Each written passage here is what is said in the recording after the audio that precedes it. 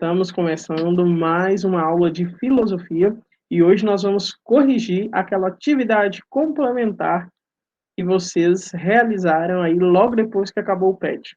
Muita gente achou que acabou o PET, estava tudo pronto para o primeiro bimestre. E de repente chega a atividade complementar.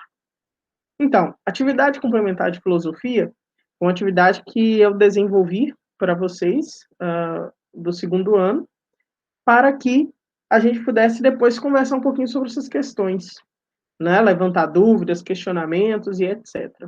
Então, bora lá?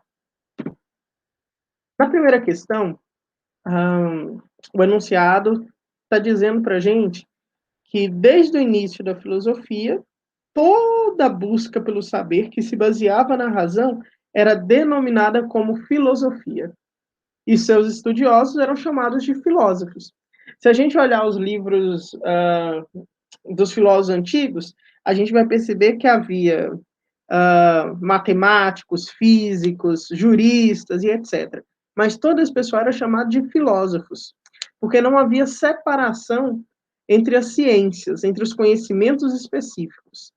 Então, tudo era filosofia, porque não se tinha uma resposta concreta, uma certeza sobre isso. Então, tudo era filosofia. Somente depois da Idade Moderna, né, onde se começa a fazer experiências científicas e tal, aí essas ciências elas foram se separando, deixando de ser filosofia para ser ciência. Então, ao analisar esse enunciado, aí nós temos três opções. E está perguntando assim: hoje, embora a filosofia não seja considerada ciência, ela ganha o título de verdadeira ciência? Não. Saber fantasioso? Também não. Ciência inválida? Também não. Mas ela ganha o título de mãe de todas as ciências. Por que mãe de todas as ciências? Porque todas as ciências nasceram da filosofia, nasceram de um questionar, nasceram de uma busca racional pelo saber. Acredito que todos vocês já devem ter visto aquele videozinho de introdução à filosofia, onde a filosofia ela surge a partir do mito. Então, tudo era explicado por meio do mito. Quando o ser humano percebe que o mito não dá conta de explicar muita coisa, que é necessário uma explicação, então começa-se a buscar respostas alternativas àquela que o mito nos dava.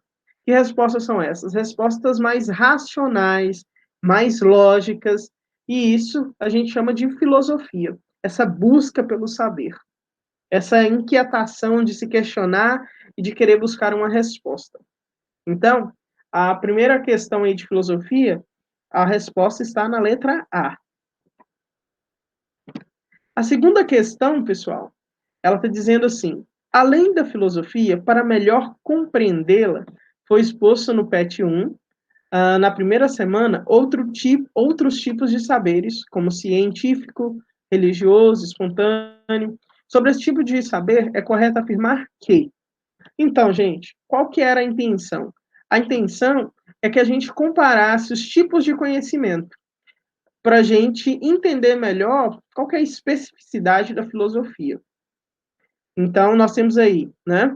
Primeiro, um saber religioso, que é um saber que busca sua fundamentação no mundo sobrenatural, né? Então, tem muita gente que, todos nós, em alguma medida, lidamos com esse tipo de conhecimento. Por exemplo, né? Quem criou o mundo, né? Então, quando a gente já fala criou, já vem na nossa cabeça Deus. Por quê? Porque nós temos em nós uma base religiosa, que o conhecimento religioso se faz presente. E ele busca sua fundamentação no mundo sobrenatural, né? Nos deuses e etc. Já o conhecimento científico é aquele conhecimento que ele faz experiências, né? Um conhecimento bem específico. A filosofia ela é bem geral, a ciência não. A ciência, por exemplo, o médico, né? Que é o que está mais próximo de nós. Você vai encontrar o clínico geral, mas grande parte dos médicos ele tem uma área muito bem específica. Tem um médico especializado no dedão do pé direito, por exemplo, né? Não sei se tem, mas estou dando um exemplo. Por quê? Porque ela é bem específico. A filosofia não. A filosofia ela lidar com problemas gerais, como o problema da ética, o problema do amor, né? Então ela vai tratar de tudo que é muito geral. né? Por exemplo, nós temos a filosofia da ciência. O que a filosofia da ciência vai fazer? Vai fazer um questionamento para a ciência, né? Sobre o lugar da ciência, de maneira bem abrangente, né? Sobre como o cientista deve lidar, por exemplo, com a vida. Quais são os parâmetros para lidar com isso, né? Para lidar com as pesquisas científicas. Certa vez, eu, quando era religioso, me perguntaram se eu queria fazer parte da comissão de ética da universidade, de uma universidade, né? O que a comissão de ética faz, pessoal? A comissão de ética, ela olha até onde as pesquisas podem ir, né? Essa questão da ética. E quem estuda a ética é a filosofia. A ética é uma disciplina filosófica que pensa como o homem deve agir, né? Como a melhor maneira dele agir em sociedade e etc. Mas vamos aqui para a atividade. Letra A. O saber religioso é um tipo de conhecimento espontâneo baseado na experiência empírica? Espontâneo, pessoal, é essa coisa de achar, né? Esse achismo. Eu acho que o céu deve ter um ser em cima da nuvem. Eu acho isso, eu acho aquilo. Isso é um conhecimento espontâneo, né? E esse conhecimento espontâneo a gente conhece também como senso comum. Então, o conhecimento religioso ele não vem do senso comum, né? Ele vem de uma relação com o sobrenatural. E não se trata de uma experiência empírica, né? Uma experiência concreta, mas de uma experiência totalmente não empírica, né? Porque a gente não consegue pegar na experiência religiosa, né? Nem em Deus, nem em algo assim do tipo, né? Então, a letra A está errada. Letra B. O senso comum, em linhas bastante gerais, oferece um fundamento sobrenatural para explicar e dar sentido ao mundo natural. Não, o senso comum não faz isso. Quem faz isso é a religião. Então, a base dela é sobrenatural. A partir do sobrenatural, a religião vai dar uma explicação, vai tentar explicar o mundo natural. Vamos pular para D, depois a gente volta para C. AD. A filosofia é uma ferramenta usada ao longo da história para construir maneiras e métodos de investigação que possibilitam o ser humano alcançar um conhecimento mais supersticioso, universal e menos racional. Aqui tem vários erros, pessoal. O primeiro delas, né?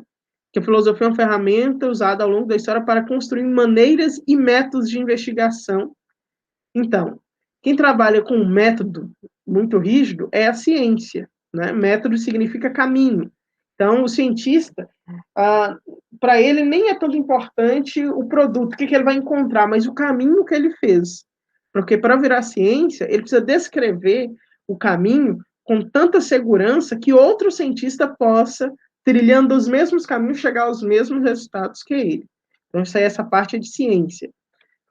E depois, quando fala que possibilita o ser humano alcançar conhecimentos mais supersticiosos, universal e menos racional, está falando do senso comum, do conhecimento espontâneo, não da filosofia. Vamos ler a letra C. O saber científico é uma ferramenta criada pelo ser humano para produzir um tipo de conhecimento sistemático e seguro, através de uma metodologia específica acerca dos fenômenos e do mundo. Então, isso é a ciência, que é um conhecimento sistematizado. Tudo tem, não tem ponta solta, né? Tudo está bem ligado. É seguro e advém de uma metodologia muito bem específica, como eu já havia falado para vocês. Então, é a letra C, tá bom? 37, letra C. Próxima questão, 38. Então, bora lá. Agora que a gente viu um pouquinho, né, de como surge as ciências, né, que as ciências surgem da filosofia, que a filosofia faz uma reflexão mais geral, né, vimos a diferença um pouco entre os conhecimentos, tem uma questão aqui que envolve um pouco desse filosofar, né, que é a capacidade de analisar, de interrogar, de questionar. E no mundo de hoje, há uma necessidade de se questionar as informações que nos chegam, porque muitas delas hoje são chamadas de fake news, notícias falsas. Então, bora lá ver como que a gente se protege disso. As chamadas fake news preocupam aqueles que se dedicam ao entendimento e ao aperfeiçoamento da democracia. Considerando os estudos sobre democracia e decisão política, é correto afirmar que as fake news não interferem nem comprometem a democracia? O que vocês acham? É claro que interfere. Não compromete o sistema democrático porque a simetria de informações já está calculada no processo decisório? Também não. Essa letra B está falando que, que as fake news, né, comprometem o sistema democrático, porque a sua simetria de informação já está calculada no processo decisório. Não ficando assim, a democracia é dependente dela. Ou seja, a democracia é o povo no poder, então o povo que decide. Mas esse povo, ele é influenciado e ele pensa a partir de notícias falsas, então logo a democracia ela é influenciada sim. Letra C, compromete o sistema democrático, apesar de não interferir no processo de tomada de decisão. Nós já vimos que compromete o processo de tomada de decisão. Então vamos para a letra D. Compromete o sistema democrático que interfere no processo de tomada de decisão do eleitor, passando o eleitor a decidir num contexto de informação inadequada, já que a qualidade das informações é considerada fundamental para o avanço da democracia. Então, todo esse conhecimento científico, o conhecimento filosófico, os outros conhecimentos estão por aí. No entanto, todos os dias é preciso a gente reafirmar o nosso compromisso com a filosofia, porque, embora a ciência ela pode tratar de maneira muito específica a fake news, a filosofia vai nos ajudar a aceitar ou recusar tais informações, né? Então, por meio da filosofia, a gente leva tudo ao questionamento antes de aceitar como verdade. Então, a pergunta é, será que é verdade? Quais são os fundamentos disso para me dizer se é verdade ou se não é verdade? Então, a filosofia é muito importante nesse processo. Então, é a letra D, a 38. E por último, será que é o último? Não. Penúltimo, todas as alternativas abaixo são características do saber científico. Então, bora lá ver. Letra A, é objetivo, pois procura o que há de universal e necessário nos fenômenos diversos. É metodológico e sistemático, pois se apoia em medidas, padrões e avalia diferenças entre fenômenos a partir de critérios bem definidos. Tudo isso é característica do conhecimento científico.